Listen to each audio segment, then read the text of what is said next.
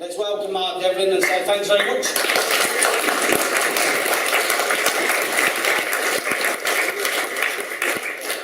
Cheers, Andy. Everyone that ever introduces me is called Andy for some reason. Evening, folks. Thanks for turning out tonight. I'm holding a mic because I'm a DJ and I feel at home with a mic in my hand, so it's a bit of a clumsy way of working, but it works for me, and I'll get through it somehow. This is actually only the third talk of this type that I've ever done, and the first one was in September last year in Riga, Latvia, and at the end of it you could hear tumbleweed blowing across the plain because the kids that were there just didn't understand it at all. And looking back on the content of that talk, compared with what I've got for you this evening, it was absolute beginner's kid stuff. I can look back at it now and just see how basic it was, because I didn't understand very much at all, even a year ago, about the sort of stuff that I'm talking about tonight. So, loads of new content in this one. And to cut a very long story short, just by way of a bit of background, I've been a DJ for the last 20 odd years, club and radio DJ. I've done gigs all over the UK in about 40 odd countries around the world, for various radio shows. I've been a music writer as well, used to write for Blues and Soul magazine, a few people might remember them. And I've been a lifelong music fan as well. And that is pretty much down to Sunday bath times back in the day. Sunday night bath times. My mum, who is here tonight, used to always give me a bath on a Sunday evening when the top 40 chart countdown was on the radio. And so I always used to absorb all the pop music of the day. And back when I was 5 years old, I got into Queen's Bohemian Rhapsody first time round. And I went out and bought the records when I was 5, saved up my money, and it was the first record I bought. So from that point on, I was always into pop music, whatever was in the charts, and I just had this idea that I really wanted to be a DJ. So, as I say, cutting a long story short, bit of hustling, bit of hard work. Eventually in 1990, I got on the path to becoming a DJ.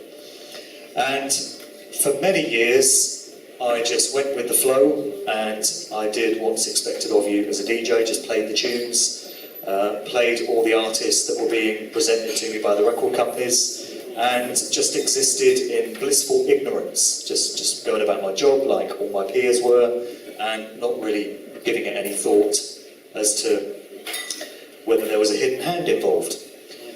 And in 2010, I underwent what I refer to as a conscious awakening.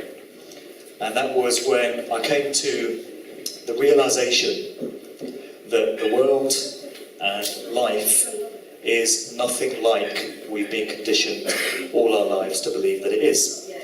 This was as a result of reading a lot of books by various different authors, not least the books of David Icke, which were very influential on me.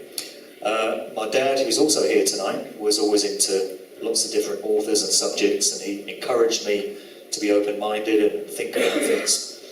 And so in 2010 I came to this understanding that it's not governments that run the world. There's actually a cabal of elites, as they like to consider themselves, working through secret societies who are obsessed with the occult and engage in it on a regular basis, and over an immense period of time, going back thousands of years, they've come to control and infiltrate every area of daily human life. This realization coincided with other understandings about the nature of reality, the nature of life, who and what we are and how we fit into it. It's all part of a massive big picture.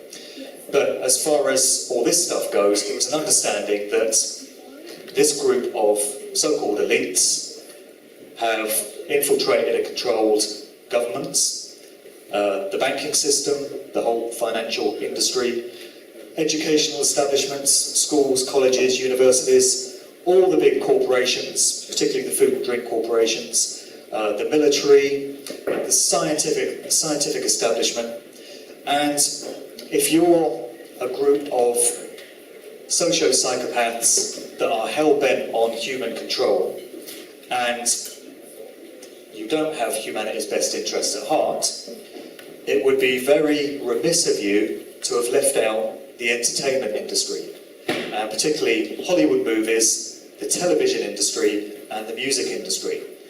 Because if you're going for mind control of the masses and perception management and setting norms and acceptable ways of doing things, then you are going to need the entertainment industry on your side. And of course that's what's happened. The entertainment industry, and particularly the music industry, has been infiltrated and is controlled by a hidden hand behind the scenes. Most of what they do, they hide in plain sight. And so you can go through an entire human lifetime seeing all this stuff and not realising what it means and not interpreting it. And that's pretty much what they rely on. And it's only when you start to dig beneath the surface and start to understand some of the stuff that goes on in the background that it all falls into perspective. And so that's a process that I've been through over the last 3 years or so, and that's what I'm here to talk to you about tonight. In a nutshell, the mind control manipulations of the Illuminati music industry, for want of a better phrase. So the first thing that alerted me to what was going on, or the first thing that I was alerted to, was some of the symbolism and imagery that was starting to be routinely placed in music videos. And early on, I got put onto a website called Vigilant Citizen, vigilantcitizen.com. And the guy that runs it is a young researcher in Canada. And he goes into all the symbolism and imagery that you see in videos, TV shows, movies, promotional pictures, all that sort of thing, and breaks down what they're trying to present to you and what's really going on. And one of the classic videos for this of recent times was Rihanna's Umbrella, which was a #1 record in 2007. And in it, you get this image here, which appears on screen for a split second. So blink and you miss it. There's a researcher by the name of Lennon Honor out of the US, who I've interviewed for one of my podcasts, and he went into this in great detail. He first started analysing Rihanna's Umbrella video, and he was, as far as I know, the first researcher to identify this split-second image. It's aimed straight at the subliminal mind, which of course absorbs everything that the conscious mind is not aware of, and it lodges itself in there for later processing. And that's what they're aiming at with these split-second images. This, in the video, is supposed to be Rihanna bending down into a pose with her arms outstretched. That's supposed to be her head down there. But when you study the image in fine detail, you come to realise that it's anatomically impossible to strike this pose. Everything's out of proportion, and the image is being manipulated. And Lennon Honor has put forward the view that this is actually a depiction of a demonic entity. Some people might say Baphomet. We'll be going into Baphomet later. But certainly a demonic entity that is being evoked through this video. From the same video, another still, Rihanna inside a pyramid. Pyramids are going to feature a lot as well. But when we're talking about Illuminati imagery and the symbolism that this group of elites, this cabal, like to use, pyramids feature big time, as we'll see. And there's another place that we've seen pyramids quite recently, the Olympic Stadium. Last year, pyramids with illuminated capstones all the way around the stadium. But just a coincidence. Another pyramid, another video, and another majorly controlled artist, will.i.am. I've got another name for him, but I'll keep it polite. Shil.i.am is one of them, that's quite a polite one. Former frontman of the Black Eyed Peas, well he still is I think, but going back to the days when the Black Eyed Peas were good, when they made decent music, got to go back to about 1998 for that I think. These days, will.i.am is very much a pawn and a stooge and a puppet of the industry. His music changed big time a few years ago, and it's quite clear to see that he was being controlled. This is a still from the Britney Spears and will.i.am collaboration, Scream and Shout. You've got a monarch butterfly that he's pointing to with his finger there, and also another pyramid. And there'll be more on this video and butterflies as we progress. This one is Kanye West's Power video. And this video is notable for being just one continuous image. It starts off with the camera zoomed in fine detail on some of this stuff. And then as the video progresses, the camera zooms out and you get to see more and more of the detail. But there's all sorts of stuff going on here. It's all occult. It's all quite dark, really. Some quite disturbing stuff going on. It ends with Kanye about to be beheaded with these two characters inside about to strike him down with the swords, and that's the point where the video ends. But I don't know about you, but I remember days when videos were fun. Just artists doing stuff that was relevant to the music, and they were good to look at, and they were fun, and they were glitzy, and all of that. But I just noticed that videos now are very dark and very occultic and not what they used to be. And it seems to me like there's an agenda going on. Lady Gaga, lots to say about her as well. This has been identified as a reference to Saturn. The black cross there is a standard way of symbolising Saturn. Saturn related to Satanism. Satanism, the word comes from Saturn, from a veneration for the planet Saturn, according to many. And there'll be more on that as we progress as well. This is a still from a Jay-Z video, on to the next one, from a couple of years ago. Again, it's just a mishmash of all kinds of occultic imagery and dark stuff. And I often wondered how these video makers would justify the sort of stuff that they're putting into these music videos. Because with all things, there's a cover story, there's an official version of why something is the way it is. And I came across this quote from the guy that directed that video, onto the next one, a guy by the name of Sam Brown. And he's attempted a justification at why those images are in there. And he's talking about abstract imagery, videos can be enjoyed purely visually, it doesn't need to mean anything or make any sense. Conspiracy theory is another thing entirely. So he's not really saying anything there, but there's an attempt at a justification because there has to be a cover story. This is just more dark stuff, really. It's an image from a Lil Wayne record sleeve, and it's from his album called I Am Not a Human Being, which I think is quite a fitting title, really, when it comes to Lil Wayne. And it reminds me of Silence of the Lambs, because there was sort of cocoon butterfly imagery in that, and it was all pretty unsettling. And I just wonder why that would be on a Lil Wayne record entitled I'm Not a Human Being. And again, we have a cover story for this one. There's an attempt at an explanation as to why that image is there. The inspiration was the timelessness of Lil Wayne as an artist. The butterfly has many stages in life, represents longevity and reinvention. Okay, so it seems a pretty weak-ass explanation to me, but at least they've tried. And moving on from music videos then, another thing which early on in my research I got put onto was the many hand signs and signals that you see many of your favourite artists giving off. And a classic character who you always see referenced in talks such as this is Jay-Z. You can't do a talk without mentioning him because he's a big-time player in the whole agenda. And coming to realise that Jay-Z is absolutely a controlled puppet and stooge of the music industry, and far from this rags to riches story of this drug dealer from Brooklyn that hustled really hard and made good and got a record deal and worked his way up the ladder and got corporations and did it all off his own back. You come to realise that Jay-Z's just been a stooge from the start, and he's been puppeteered by his masters, and he is the guy that has been chosen to be the #1 hip-hop artist for the last God knows how many years. That position was available, and Jay-Z has been manipulated into place. And he's played the game very well. He's done everything that's been expected of him, and he's danced to his master's tune.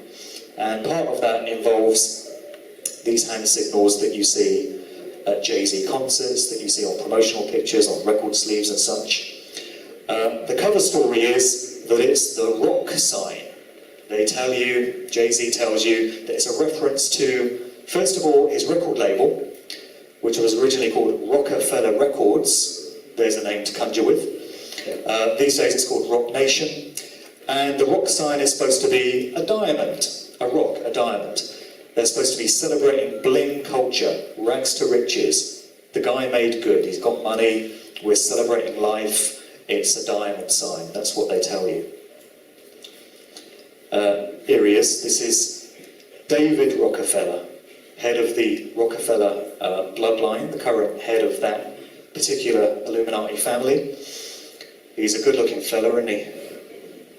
Yeah, they're really attractive sorts, these Illuminati types. Die, you bastard, die! Well, that's a thought. We are going to have really graphic images, so you're just going to need to control yourselves. I know later there's a picture of Bono, so just going to have to be mature about this and let Mark just... Hey, there's 10 pictures of Bono, mate. We're going in on Bono. But yeah, this guy's about 96 or something. They don't die, they just go on forever.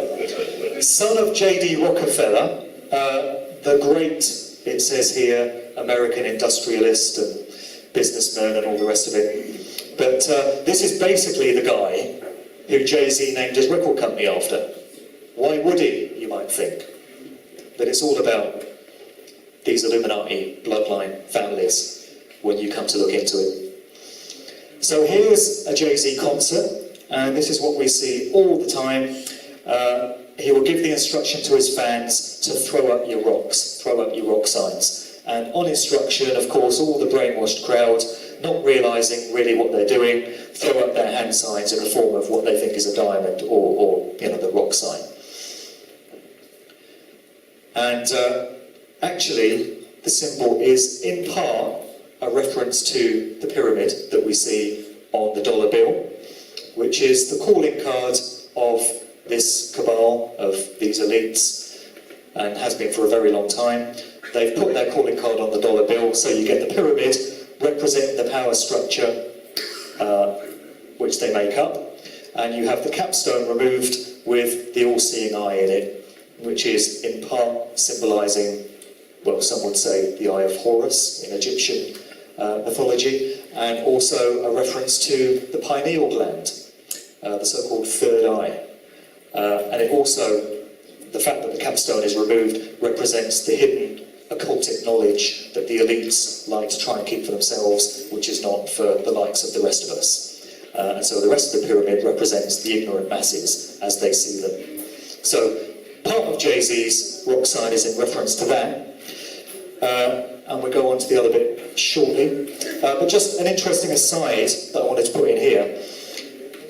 Somebody alerted me to this old Duran Duran sleeve from back in the day, Union of the Snake, 1983, 30 years ago.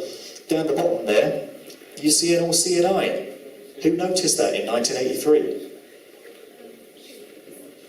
And another old-school sleeve as well, which is absolutely packed with all this occultic symbolism. Earth, Wind and Fire. There's actually many Earth, Wind and Fire albums that go into all this symbology. But you've got bloody everything on here. Saturn. There's the Eye of Horus at the top. There's the Seal of Solomon / Star of David / Rothschild family symbol at the top there. An Egyptian ankh. All sorts of stuff going on there. Another pyramid. So here we have Jay-Z and his best mate Kanye West doing the old rock sign thing and looking very pleased with themselves. And another one. And that was Jay-Z yesterday. That's That's how Jay-Z looks now. That was him just on a random day yesterday. Okay, so here's the same hand signal, and it's an ancient symbol that goes back many thousands of years. And this one is being done by Anton Sandor LaVey, the founder of the Church of Satan. And this was one of the favourite symbols that was used in the Church of Satan when they first got going in 1966, I think it was. So it's again a reference to that. And you come to realise that it's very far from a harmless depiction of a diamond, what these guys are doing. Why would this be? Another old school one, which people would have missed at the time, which has only come to light recently, Madonna. This is from Desperately Seeking Susan, the movie from 1985. We have a pyramid, again with the capstone removed. It's a bit dark there, but you've got the all-seeing eye in the middle of the pyramid as well on the back of her jacket. And Madonna, of course, is another big-time recruit into this whole industry cabal situation. This is Beyonce, Mrs. Jay-Z. And again, blink and you would have missed this one, but this was at, I think it was the Grammys of this year, February this year, the Grammys. Or it could have been, no, Super Bowl halftime, sorry, it was the US Super Bowl halftime show. And she very quickly flashed up the so-called diamond rock sign to the crowd as the camera was panning across her. And people at the time said, oh, she was just shouting out her husband. It was just a reference to her husband's record label, The Rock, you know, that's all she was doing. There is a lot of denial when it comes to all this stuff. People don't want to see what's right in front of them, so there'll always be explanations and innocent excuses for what goes on.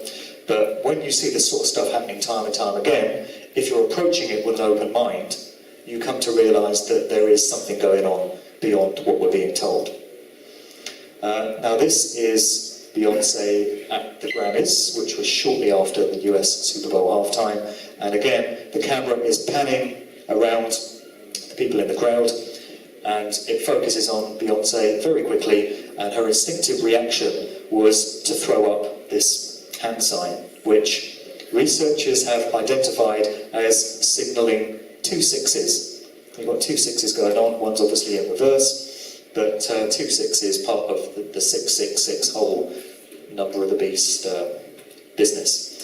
But you see that sign in quite a number of places as well. This is Jay-Z and Beyonce's baby, Blue Ivy Carter. And an interesting image that was knocked up by somebody on the internet there. More hand signals. This one is Azalea Banks doing the devil horns that you see a fair bit now as well. Another thing which you see so many times throughout the music industry is the covering of one eye or the highlighting of one eye, which again has been taken to be a reference to the all-seeing eye, the pineal gland, the all-seeing eye of the pyramid. Is Justin Bieber doing it, of all people? And a few years ago, you might have noticed that it became very fashionable and stylish for some reason for people to be photographed with one half of their face missing. And when these photographs first started coming out, I remember thinking that they just looked ridiculous. I couldn't understand why that was stylish in any way. It made no sense. But we're seeing this time and time again now with celebs and with music artists. They're photographed with just one side of their face in the frame. It's another way of depicting that all-seeing eye. Going way back, a young Michael Jackson doing the same hand signal as Beyonce, no doubt under instruction. Probably didn't know what he was doing, as he did most of his life. And here's a nice composite of Lady Gaga and Rihanna, two of the most useful assets of the music industry at this present time. They play the game, they do what they're told, they allow themselves to be puppeteered, and of course this has elevated them to the very top of their game. And people often say in this state of denial, because who likes to admit that their favourite artists are part of something much bigger than them? Who likes to admit that maybe their favourite artists aren't as creative and individual and independent as they thought they were, and actually they're being controlled and told what to do from powers above them? It was difficult for me with Jay-Z, because I've been a hip-hop DJ for 20 odd years, and I used to love Jay-Z, used to really respect him. I thought he was a very talented rapper. He still is, which is why he's been recruited, because that skill and that talent was recognised. But it was very difficult for me to come to terms with the obvious revelation that he was completely controlled. But I had to, because the evidence spoke for itself as far as I'm concerned, in terms of all this imagery and all this evidence that we're seeing. And so people often say, oh well, you know, I can see it with Jay-Z and Beyonce, they're obvious examples, but surely not such and such, you know, surely not Justin Bieber, surely not this A-list artist. And the point is, if they're an A-list artist, they're going to be controlled, because things have reached a point where you cannot get to the upper levels of the mainstream music industry unless you allow yourself to be completely and absolutely controlled by the powers that be. I don't believe this used to be the case up until a few years ago. I believe there was still room in the music industry for artists to be creative and expressive and to pretty much bring their own skills and talent to the table. But that's no longer the case. And so you see here pretty much every major A-list artist on any of the big corporation record labels covering the eye. This goes beyond the realms of coincidence. And a lot of people that you speak to, and often when you go on chat forums or you look at YouTube comments below videos on this sort of thing, people say, no, there's no conspiracy going on here, they're just trying to look cool. It's just a fashionable way to look cool, covering your eye. Maybe it once was. But when this number of artists are all doing the same thing, and we're supposed to believe that it's spontaneous, to me it's obvious evidence that it goes beyond coincidence. It's the same thing as presidents, US presidents. People often say, oh well, such and such a president wasn't corrupt, was he? And the answer is, well, was he president? Yes, he was. Well, then he was corrupt, because it comes with the job. Last real president of the US died 50 years ago next month. This is a site which I've found very useful for research purposes. Just for reference, it's called Conspiromedia. I think the full address is conspiromedia.wordpress.com, but you'll find it in a search anyway. The guy that runs this, who I've interviewed for 2 of my podcasts, goes right into all the evidence of the hidden hand in the music industry, and he takes it way back as well. He takes it way back to the 60s and the 70s and the very early days, and goes into great detail with his research. Great site, thoroughly recommended. As is the work of this guy, Neil Sanders, author and researcher. He's put out 2 volumes of his book, Your Thoughts Are Not Your Own, and he goes into mind control of the masses, perception management, and all the rest of it. And he goes in big time on the music industry as well. So he's worth looking up. And Vigilant Citizen is the site which first put me on to all the video stuff. So that's been an invaluable one to me as well. So when I first came to understand all this stuff about what was going on with Jay-Z, and Beyonce, and Rihanna, and Lady Gaga, and all the rest of them, in the early days, I did think that it was just a modern phenomenon, that the powers that be had decided to step up the game when it came to the music industry within the last few years. And so I spent a lot of time focusing on the current so-called hip-hop and so-called R&B artists of the day, because it ain't hip-hop and it ain't R&B, what these artists are putting out now, whatever else it is. But the more I looked into it, the more I came to understand that this infiltration of the music industry has been going on pretty much since day one, since the beginning of popular music. You can take it way back to the 1950s and trace the development of it onwards. There have certainly been periods where the activity has been stepped up to quite a noticeable degree, but all this strange stuff and all this corruption has been going on pretty much since the start. The reason I've got this Elvis Presley slide up here is because somebody put me onto this recently. It's a newspaper account of him and some young female fans, but it mentions Priscilla Presley, who at the time was Priscilla Beaulieu, who was apparently just 14 years of age when she met Elvis in September 1959. And there's strong speculation that the relationship was sexual from the start. And so Elvis, having a sexual relationship with a 14-year-old, makes him a paedophile, one of the early ones. It's just something to think about in terms of the way certain artists are presented to you. The public image is often very different to what's going on behind the scenes. And so we get on to the Beatles. And there's a few strange and unusual things about the Beatles. The sleeve of their classic album, Sgt. Pepper, features an array of characters who at the time the Beatles described as our heroes. They said, these are the people that have inspired us, they're our heroes. And lurking in the back there, we have Aleister Crowley, who was described as the 20th century's most wicked man, I think. He was known as the Great Beast, 666, the founder of the Thelema religious organisation, and a well-known Satanist, best-known Satanist of the last century. What's Aleister Crowley doing on the Beatles album? Very strange. Not the last time you hear of Crowley in influencing the music business. Again, going way back to one of these original Beatles sleeves, you see the group with half their face shaded and just one eye in view. Very similar to the sort of imagery we're seeing these days. Who would have noticed this at the time or thought anything of it? But when you look back in retrospect, armed with the knowledge we now have, there could have been something going on here as well in terms of control. Another image of the Beatles from Yellow Submarine. A couple of interesting hand signs going on. Again, very similar to what we've seen in recent times. Paul McCartney doing the old 6 sign, and Lennon doing this hand sign, which we'll also revisit shortly.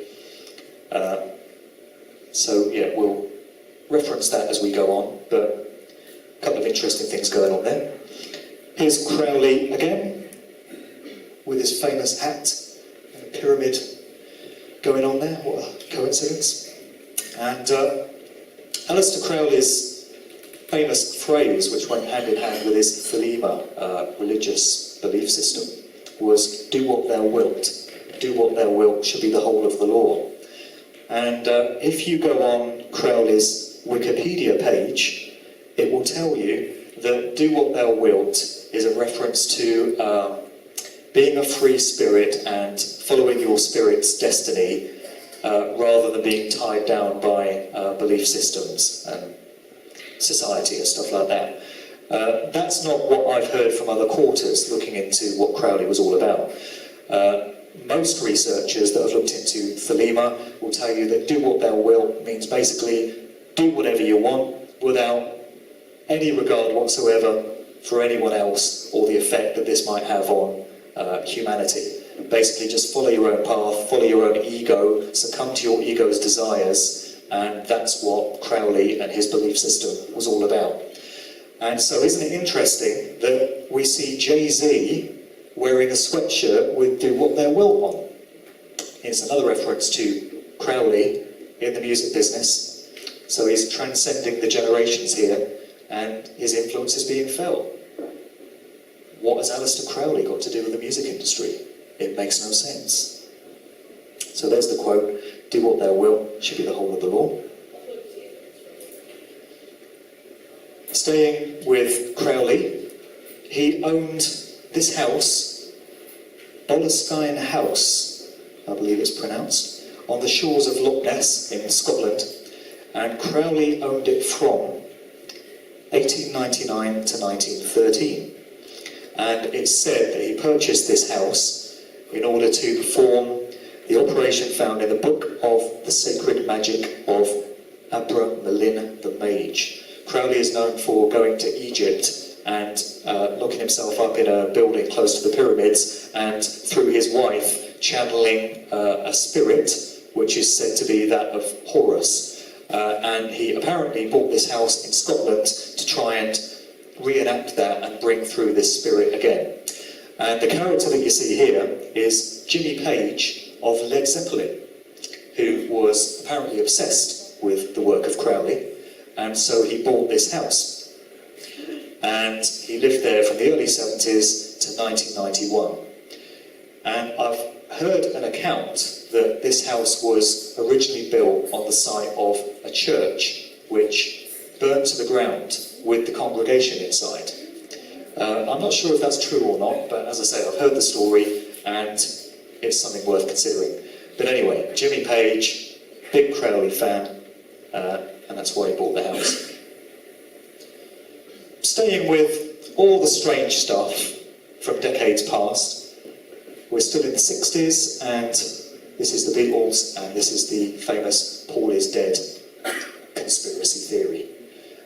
Again, I don't know whether this is true or not, but a lot of people seem to go for this seemingly wild theory that Paul McCartney actually died in 1966 and was replaced by a double. It sounds ridiculous when you first hear it, but I mention it only to reflect the fact that there was all this kind of strange, odd stuff going on in the music industry back then. The theory goes, which was hatched by a bunch of American students in 1969, apparently, that on the sleeve of the Abbey Road album, the Beatles are giving you visual clues to the fact that Paul is actually dead. And it's supposed to be that from the way they're dressed, John is supposed to represent a priest, I think. Ringo is supposed to be an undertaker. George is supposed to be a gravedigger. And the theory goes that Paul is walking out of step with the others, but he isn't there. So I don't know what's going on with that one. And the theory is that Paul McCartney went off one day from the recording studio in his car in 1966 and was involved in a car accident and died, and the Beatles swiftly replaced him with a double, who conveniently was able to sing and write songs and perform just like him. So that was a stroke of luck. But you then get images such as this, and people say this is not the same person. And from these two images, the nose is certainly different. So his new song is called Don't Look at Me. All my life, I never knew what I could do. Well, there you go, telling you what's going on. So certainly from these two images, it does look like his nose is different. He could have had a nose job, but I don't know. Conspiracy theories are nothing new, particularly in the music game. And then, of course, most people have probably heard of this idea that the Beatles track Helter Skelter inspired the Manson murders, Charles Manson and family, to commit those horrific murders in California in 1969, Sharon Tate and co. That's been debunked by many researchers who've said that Helter Skelter is just a diversion tactic, and then other researchers that you speak to will say, no, there were hidden subliminal messages in the Beatles track Helter Skelter, which Manson and co were able to pick up on, and it instructed them to carry out these murders. So it all goes to show that it's not all about Rihanna and Lady Gaga and Jay-Z. All this stuff goes way back when you look into it. Now this guy is Admiral George Stephen Morrison, and he's the father of Jim Morrison of The Doors.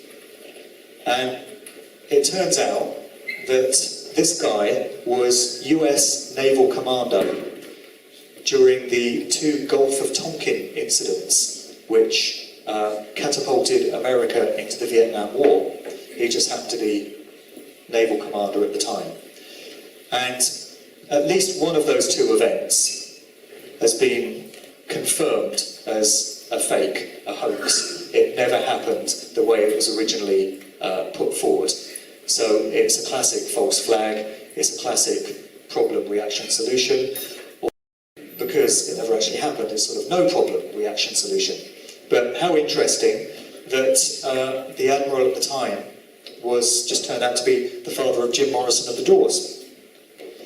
And this leads into the whole business of Laurel Canyon, which is not a person, but a place in California.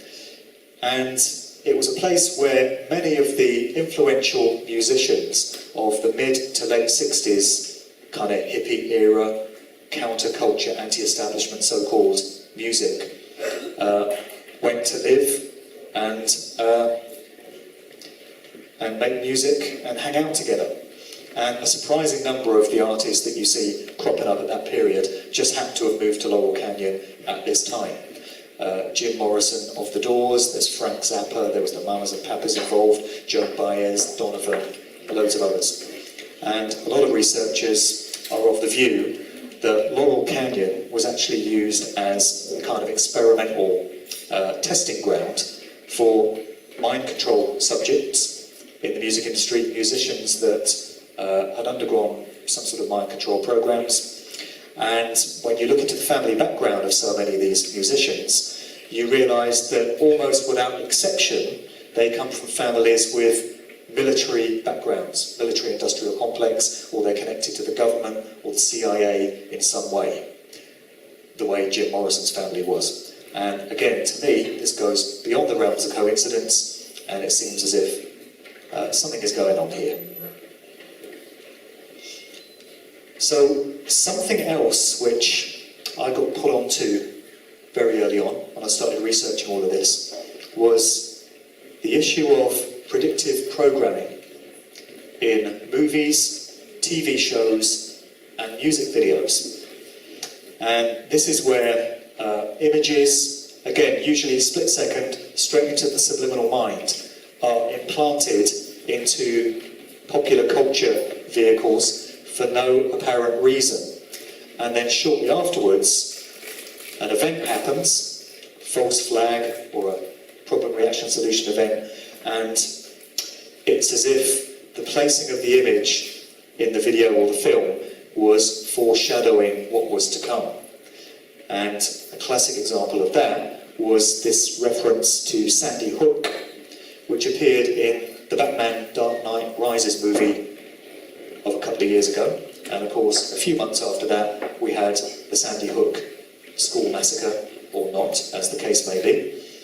But this reference would appear to have no place in the narrative of this movie, and yet it's there. And isn't it strange what came to happen afterwards? And going back a few years, when you start looking at this stuff, you find multiple references to 9/11, which happened long before the event of 2001. I'm not sure which movie this is from, but there are many. There's videos on YouTube that go on for minutes and minutes and minutes, just giving you images from movies that foreshadow 9/11. This one gives you 9/11/01. They've even got the year. All very strange. This is the ID card of Neo from the Matrix movie. The movie came out in 1999, and on his ID card you see that the expiry date is listed as the 11th of September 2001. What a coincidence. And then we get on to some record sleeves. J. Rue the Damager is an underground hip-hop artist who's very much respected and revered by real hip-hop heads. Now, I'm of the view that J. Rue never sold out. He never sold his soul in the way that the likes of Jay-Z did, and in my view, he's still a bona fide real hip-hop artist. And so it's my view that this sleeve was put together without his knowledge or without his endorsement by the record company. It came out in, I think it was 1993, it's about 93, 94. It's called The Sun Rises in the East, and in it you can see it depicts one of the twin towers of the World Trade Center going up in flames, just like 9/11. This one is going back to 1980. It's an album by Supertramp, Breakfast in America. So we have the Twin Towers being depicted there with the Supertramp logo at the top. But when you reverse the image, an interesting thing happens. You see above the buildings, the letters turn into 9/11 directly above the Twin Towers. And that was in 1980. They do tend to plan quite well in advance, these Illuminati types. This is a mad one. A group called The Coup, and this was called Party Music. And this sleeve was originally put together in June 2001, so just a few months before 9/11. And the original album sleeve was never released because, of course, the events of 9/11 ensued, and there's no way this could have been put out since. But of course, the image still exists. And I think I've got a quote from one of the musicians on this. No, I did have a quote from him. But one of the guys from the group was attempting to justify how this came about and the extraordinary coincidence of this sleeve depicting what then happened in September 2001. Interesting track listing on it. There's a track called 5 Million Ways to Kill a CEO, which is a pretty good one. So eventually the artwork to this album was changed, and the album was released in November of 2001 with a completely different image. But that one is pretty chilling, really. And this is a sleeve of Michael Jackson's Blood on the Dance Floor. And we're going back to 1997 for this one. And to me, in the background, those buildings look very much like the Manhattan skyline of New York. And you can see it's all crumbling to dust. And Michael is dancing around on a Masonic checkerboard floor with the black and white squares symbolising light and dark, good and evil, night and day, and all the other polarities that are symbolised by the Masonic checkerboard. And of course, Michael Jackson could do a whole bloody talk on Michael Jackson himself and the many strange aspects of his career and what may have been going on with him. So that's something for another talk, but lots to say there. Another amazing coincidence is the fact that Jay-Z's Blueprint album, the original Blueprint album, just happens to have been released, as you'll see at the top there, on September the 11th, 2001. Of all the dates, that was the original release date for Jay-Z's album. Who would have guessed? On the subject of predictive programming, as I say, it's not limited just to movies and TV shows and even record sleeves, but music videos as well. This is a classic recent example of a music video depicting something which a short while later came into reality, or apparent reality, according to the cover story. This is Lil Wayne's My Home Is Still video, and there's a shot in it where he's dancing around in a movie theatre surrounded by 12 skeletons. And this video came out a few days, I think, before the Aurora, Colorado theatre massacre, when 12 people just happened to be killed by a mad gunman, or two gunmen, according to which story you listen to. But either way, this goes beyond the realms of coincidence for me. Many people don't want to go there. Many people will write it off and say it's just one of those things, but it's pretty clear to me that whoever put this video together had some prior knowledge of what was going on. And Lil Wayne probably didn't even know what bloody planet he was on. I thought I'd include a lyric from this particular track because, as I said earlier, what used to be hip-hop ain't hip-hop anymore. There's lots of ways to describe it, and there's lots of things you can call it, but it sure ain't hip-hop. This is the sort of thing that's being passed off as hip-hop these days, and these are the sort of lyrics that kids are listening to, and which are being presented as where it's at. This is cool, this is great. this is what you need to be getting down to and reciting to your homies and, you know, listening to. You know, the lyrics speak for themselves, I don't need to repeat them, but interesting line there, I've got to put that patch over my third eye. That's quite revealing. And then we have the hook line, don't make my goons go stupid, go stupid, go stupid. Don't make my goons go stupid, go stupid, go stupid. And the go stupid bit, I think, is intended as an instruction to the people that listen to this.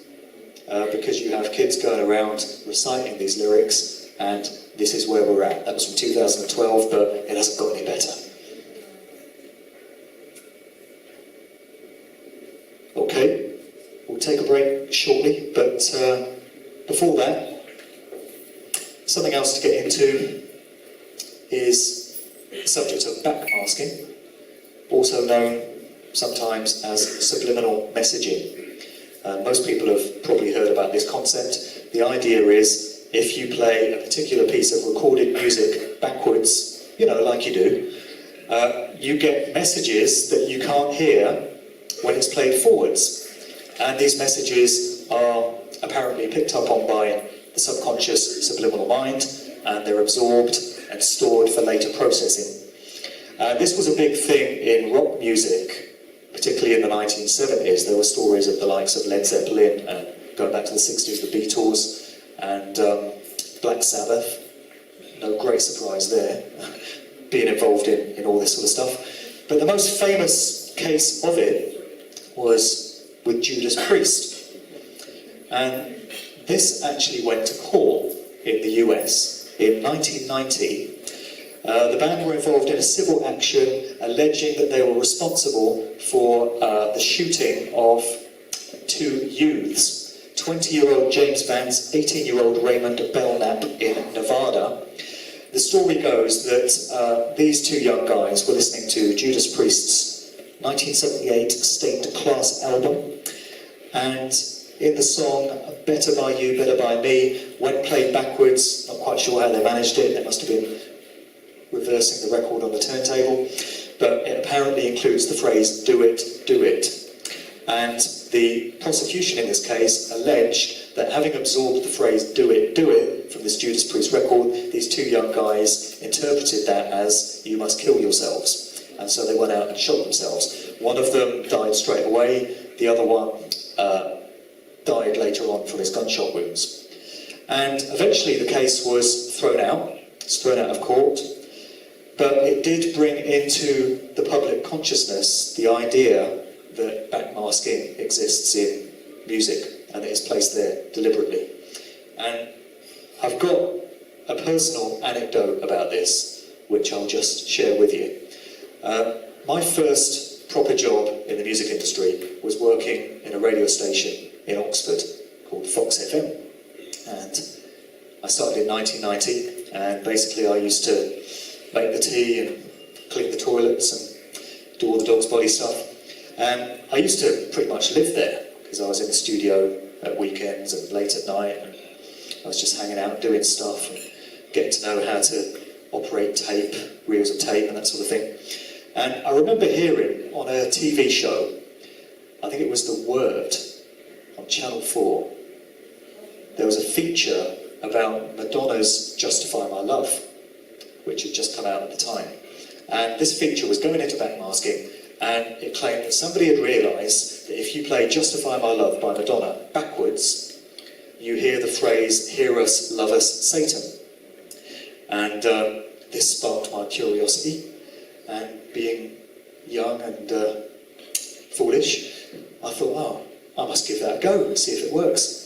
So, as I say, I used to work with reels of tape long before computer hard disks. Everything was done on tape. So I recorded this track onto a reel of tape, and I reversed the tapes, put backwards on the machine, and played them. And this was about 3 o'clock in the morning, and it was just me and the on-air presenter in the building, just this guy doing the show. And so I pressed the play button, and a chill went down my spine, because it really did sound as if you were hearing Hear Us, Love Us, Satan.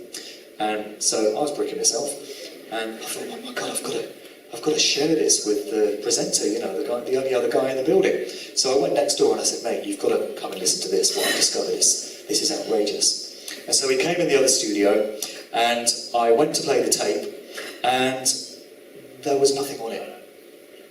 It had completely disappeared. There was no logical explanation for it. The recording had just disappeared from the tape. I hadn't done anything to wipe it. It was there 1 minute, gone the next. So, a strange story there. And that's probably the first thing that sparked my curiosity about the whole business of strange stuff in the music industry. Another famous example of backmasking is Led Zeppelin's Stairway to Heaven. It's alleged that if you play a section of that backwards, you hear the phrase, "Oh, here's to my sweet Satan, the one whose little path would make me sad, whose power is Satan." And this is at the point where, when you play the track forwards, you hear the lyric, "If there's a bustle in your hedgerow, don't be alarmed now, it's just a sprinkling for the May Queen." And when you listen to it forwards, the way Robert Plant sings it, he does say it in a strange way. He says it's just a sprinkling for the May Queen, whereas a natural way to say it would be it's just a sprinkling. But he says a. And this is the phrase where, when you play it backwards, it's supposed to say, "Oh, here's to my sweet Satan." I've tried it, and it does sound as if that's going on. The recording did actually survive this time. And I suppose people would say there's an element of you hear what you want to hear. So if you expect to hear it, you strain and you kind of make yourself believe that you've heard that phrase. But this example is actually on Led Zeppelin's Wikipedia page. And they mention the fact that this is a common theory. And they also give you a little snippet of the audio, forwards and backwards. So if you want to check it out for yourselves, go on Led Zeppelin's Wikipedia page, and you can play the reverse section yourself and see what you think. But, of course, the accusation is that these music makers are deliberately encoding their music with messages which only make sense to the subliminal mind when heard in reverse. I can't say whether it's true or not, but for me, it's something worth pondering. And just a bit of a disclaimer, really, when talking about Satanism. I've made a couple of references to Satanism. I'm not coming at the issue of Satanism from any religious viewpoint. Obviously, many people's perception of what Satanism is all about is the worship of the devil, this character known as Satan, known sometimes as Lucifer. From everything that I've come to understand from my research into many different areas over the last 3 years, Satanism is all about the manipulation of energy and conjuring up dark energy and negative energetic situations. I've come to understand that everything is made up of energy, vibrating and resonating at different frequencies, and different scenarios and situations manifest into reality according to the vibrational frequency. And what the elites, the cabal that control the music industry and control everything else in life like to do with their satanic rituals is conjure up low density, very negative, very dark, energetic situations where very malevolent, unpleasant things take place. So that's my understanding of what Satanism actually is. And these elites are obsessed with it, and they feel the need to perform rituals in all kinds of manners all the time. And also, as I say, Saturn, to me, is involved. I think this might be a good point to take a break. There's a fair bit more, but I think maybe we'll take a break for about 20 minutes, 30 minutes or so, and then come back and do the rest. Shall we say that? I'm going to introduce Mark back in, and thanks very much for coming back. Let's say hello to Mark. Cheers, Mark.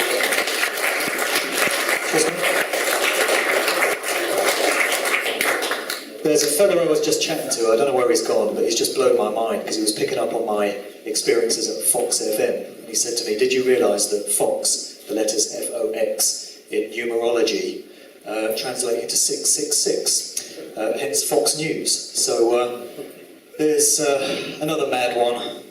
Anyway, loads more to get through, so I'm just going to whiz through this. Isn't it interesting how we see politicians and government officials doing the same hand signs that a lot of musicians are? There's Barry doing it. Just a little aside on that, this is something that occurred to me as I was putting these slides together. I found it very interesting that in the 1998 movie Independence Day, we had Morgan Freeman playing the US president. And up to that point, the idea of a black US president would have been a very alien concept to most people. And yet, we have Morgan Freeman in this movie. I'm sure there's been other Hollywood movies around the same time where you have a black president as well. And it just struck me that this could well be part of conditioning the public to the idea of having a black US president, because way back then in 1998, they'd already decided on who that man was going to be 10 years later. Just a possibility. So there's village idiot Bush doing it. Took him all day to practice that, bless him. And he had to put his thumb there to stop the fingers from going anywhere. Not a great surprise, Hillary Clinton practicing witch, so what you'd expect really. And what they're doing with that hand signal, as are the many musicians, is evoking this entity known as Baphomet, this androgynous demonic entity which appears in the form of a goat-headed, that you see all over the place in popular culture. Why would this be? Moving on to this guy, John Todd. There's a fascinating video of his that you can see on YouTube where he's talking about spells being placed on master tapes of recorded music before they get put out into the market.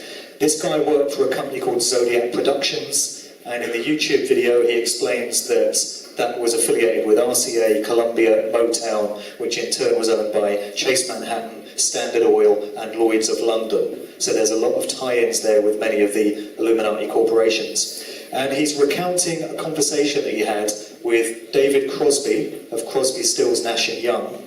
And it was years after John Todd had left the industry.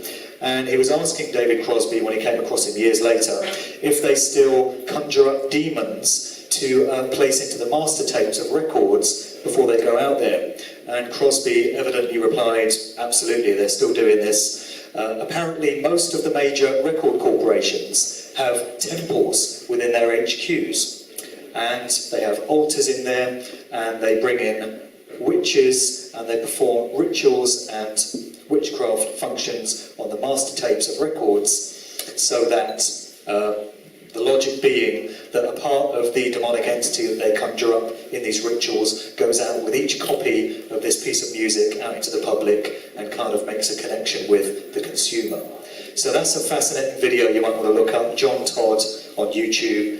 I believe he's dead now, but this is going back to the 1970s. We get on to mind control, and specifically MK Ultra mind control. The definitive work on this, pretty much, was a book by a guy called Fritz Springmeier, who I interviewed for a podcast recently.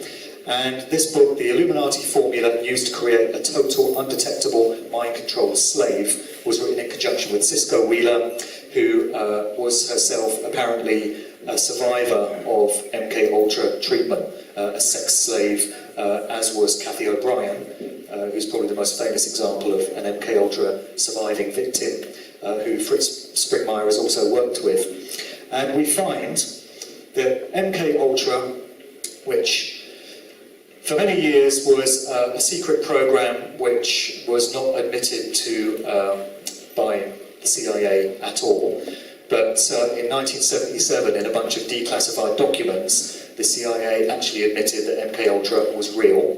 It's gone under many pseudonyms over the years, but it basically involves trauma-based mind control. It involves subjecting the victims to horrific events, which are so terrible for the mind to deal with that it shatters into different compartments which each take on an identity of their own, and the subject is left with many different personalities which have each been programmed in a different way to react in different circumstances. We hear of MKUltra being used in the case of Manchurian Candidate-style assassins. We've all seen movies where assassins take somebody out and then have no memory of what they've done, or they go into suicide programming. You hear of the likes of Mark Chapman, the guy that shot John Lennon, stating afterwards that he had no memory of it. Same with Sirhan, the guy that shot Bobby Kennedy. Famously, to this day, he claims that he can't remember anything about it.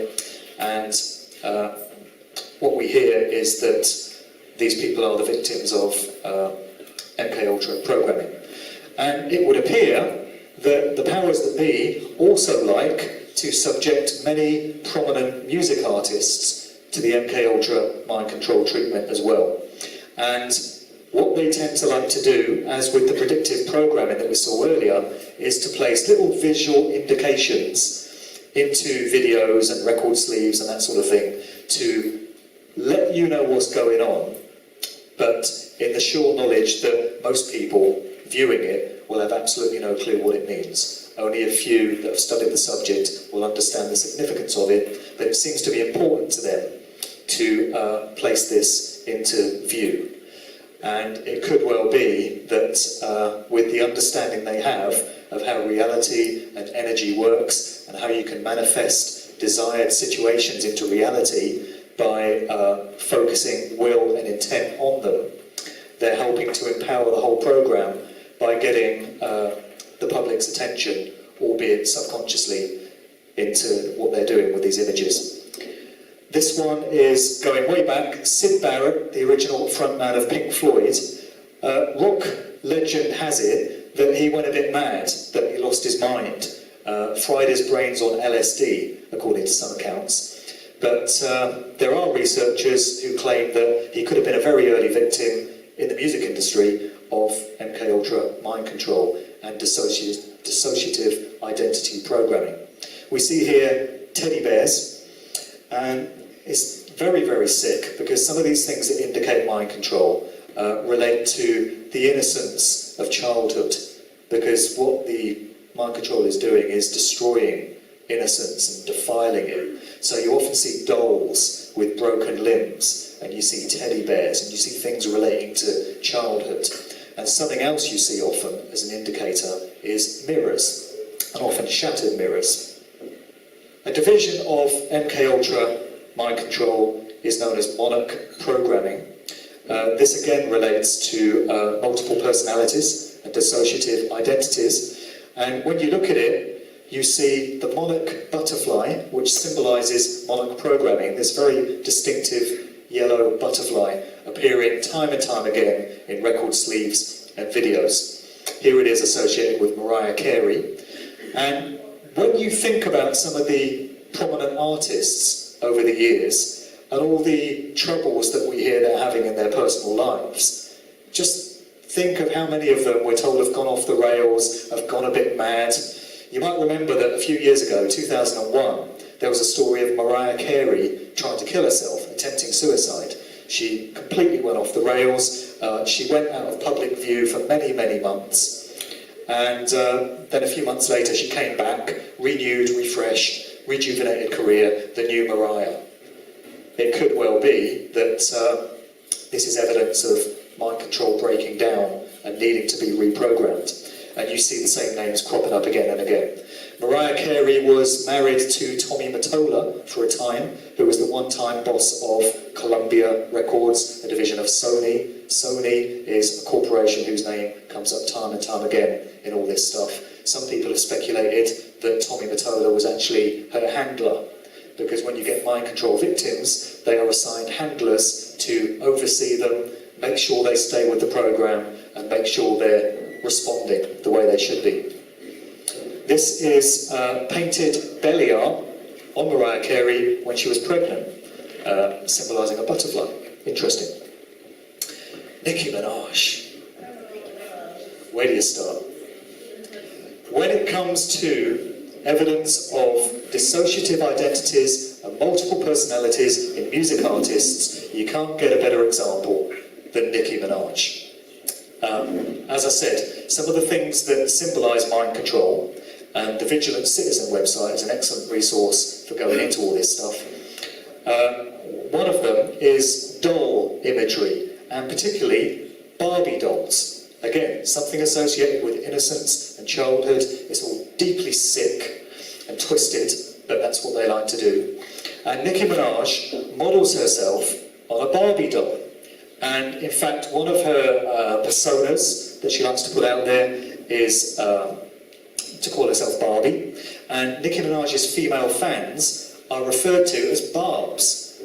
They love to call themselves Barbs. They're Nicki Minaj followers. So they're putting it right out there in your face. Most people don't understand what's being symbolised here.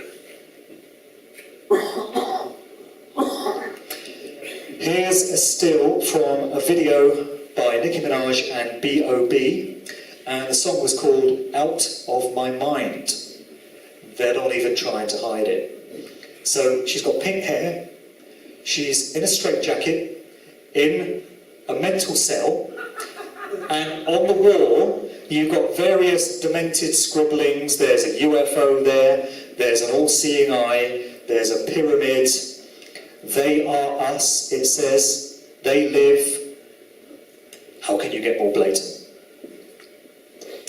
One of Nicki Minaj's alter egos is Roman Zelensky. It goes by the name of Roman Zelensky. Of course, it's a reference to Roman Polanski, the paedophile film director, the guy that made Rosemary's Baby, along with many others.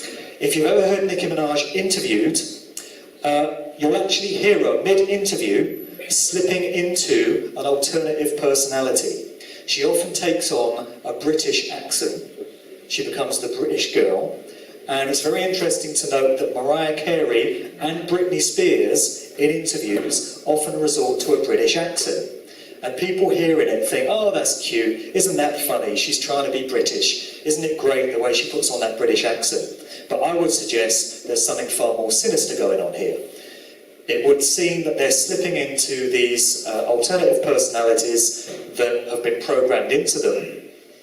And far more than a coincidence that all three of these artists use the British accent. But back to this Roman Zelensky character. This is supposed to be a gay male that she slips into. And she put out this song, Roman Holiday. The lyrics kind of speak for themselves. Take your medication, Roman. Take a short vacation, Roman. You'll be okay. Some alterations on your clothes and your brain. Take a little break, little break. Another clue, perhaps, as to what's really going on. Although I doubt Nicki Minaj understands what's going on because she won't even know what day it is most of the time. Here's another lyric from that same song. My flow's the sickest and I'm a lunatic. And this is the Young Money, Cash Money crew that are being put out there as the top hip-hop artists of this time. These are the people that we're told are the top of the game. Lil Wayne, Drake, and that's the real Onika Mirage when she's not being Nicki Minaj. That's what she looks like. A little bit different. And when it comes to these mind-controlled artists, you look into the kind of lyrics that the likes of Nicki Minaj are putting out there. And we'll get on to some of those towards the end. It's very easy to hate on these artists and to despise them for what they're doing. But if it is the case that they've undergone this horrific mind control, trauma-based mind control treatment, then, you know, pitying them is far more appropriate than hating them. Because what we're talking about here is absolutely horrific, sick, evil stuff. And skeptics will write it off. A lot of people don't want to go there. Most people are in denial when you suggest this to them. But isn't it worth considering that that's exactly the sort of reaction that they want people to have in order that this program can go on? they're counting on most people writing it off because it sounds too fantastic, too outrageous, and so they dismiss it by default action. I think more people need to start paying attention to this, or it's just going to continue unchecked for who knows how long. I'm not happy about this going on, and hopefully other people won't be either. This is the Mickey Mouse Club, which famously included a young Britney Spears, Christina Aguilera and Justin Timberlake up there in the corner. And Mickey Mouse, of course, tying into Disney. A lot of people may well be aware that the Disney Corporation is very sick, steeped in Satanism, and is a breeding ground for some very horrific things. Disney is definitely not what it seems. And there's a suggestion that a lot of the mind control programming of your favourite artists actually goes on at Disneyland in underground bases that they've got there to carry this sort of thing out. And it's very interesting to note the number of mainstream artists that are pictured with Mickey Mouse ears. It seems a ridiculous thing to wear in a publicity shoot. It certainly doesn't look cool, but quite a large number of artists are seen wearing them. We'll see some more in a minute. This, I would suggest, is another example of what happens when programming breaks down. Britney Spears, as you'll recall, in 2007 went a little bit mad, went off the rails, shaved off all her hair and started attacking cars with umbrellas. And that was written off at the time as, oh, what's the matter with her? She's so crazy. That may literally be the case, because it seems to be a classic example of the programming wearing off. And if you recall, Britney went out of the public eye for a few months, and then she was relaunched, rejuvenated career, the new Britney, reprogrammed.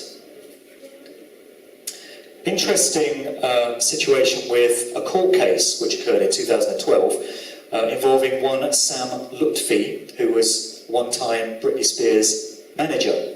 And he got into a dispute with Britney Spears' family over some ownership issues and some copyright issues, and the whole thing went to court. But there was a very interesting quote here, which states, the judge overseeing the conservatorship, which now involves her fiancé, has ruled that she should not testify as it could potentially cause her irreparable harm and immediate danger.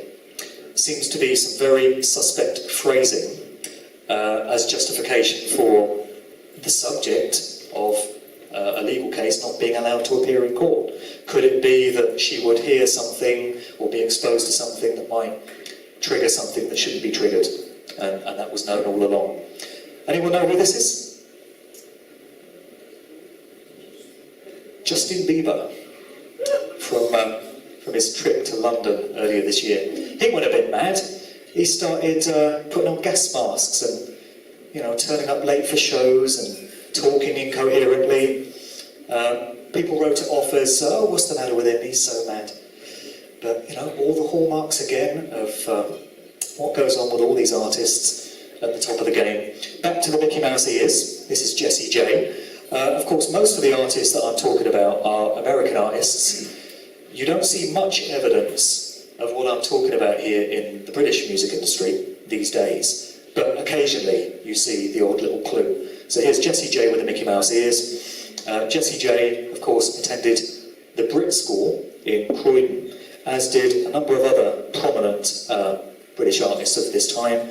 Adele, Katie B, Rizzle Kicks, Leona Lewis, Katie Melua, Kate Nash, Amy Winehouse. The Brit School seems to be a bit of a breeding ground for the current glut of UK artists in the way Laurel Canyon was in the US back in the day. Just an interesting thought. Marilyn Manson, Mickey Mouse ears.